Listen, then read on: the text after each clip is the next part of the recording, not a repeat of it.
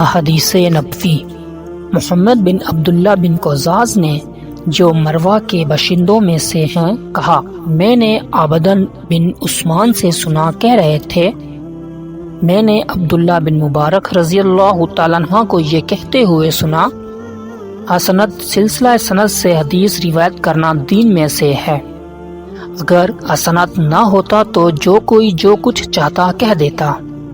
امام مسلم رحمہ اللہ نے کہا اور محمد بن عبداللہ نے کہا، مجھے عباس بن ابی رزمہ نے حدیث سنائی، کہا میں نے عبداللہ بن مبارک کو یہ کہتے ہوئے سنا، ہمارے اور لوگوں کے درمیان فیصلہ کن چیز بیان کی جانے والی خبروں کے پاؤں یعنی سندیں ہیں، جن پر روایات اس طرح کھڑی ہوتی ہے جس طرح جاندار اپنے پاؤں پر کھڑے ہوتے ہیں۔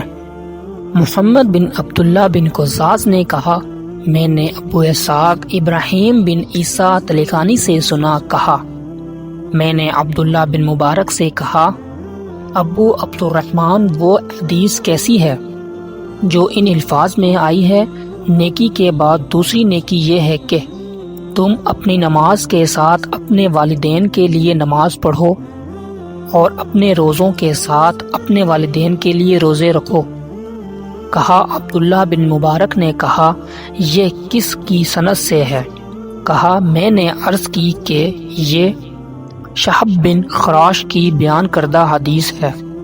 انہوں نے کہا ساقہ ہے، پھر کس سے؟ کہا میں نے عرض کی حجاج بن دینار سے، کہا ساقہ ہے، پھر کس سے؟ کہا میں نے عرض کی کہ رسول اللہ صلی اللہ علیہ وآلہ وسلم نے فرمایا۔ کہنے لگے ابو اسحاق حجاج بن دینار اور رسول اللہ صلی اللہ علیہ وآلہ وسلم کے درمیان کٹھن مسافتیں ہیں جن کو عبور کرتے ہوئے اونٹنیوں کی گردنیں کٹ کر گر جاتی ہیں، لیکن صدقہ میت کے لیے فائدہ مند ہے، اس کے بارے میں کوئی اختلاف نہیں۔ محمد نے کہا، میں نے علی بن شقاق سے سنا کہہ رہے تھے، میں نے عبداللہ بن مبارک کو سب کے سامنے یہ کہتے سنا، عمرو بن ثابت کی روایت کی ہوئی حدیث ترک کر دو، کیونکہ وہ سلف صالحین کو گالیاں دیا کرتا تھا۔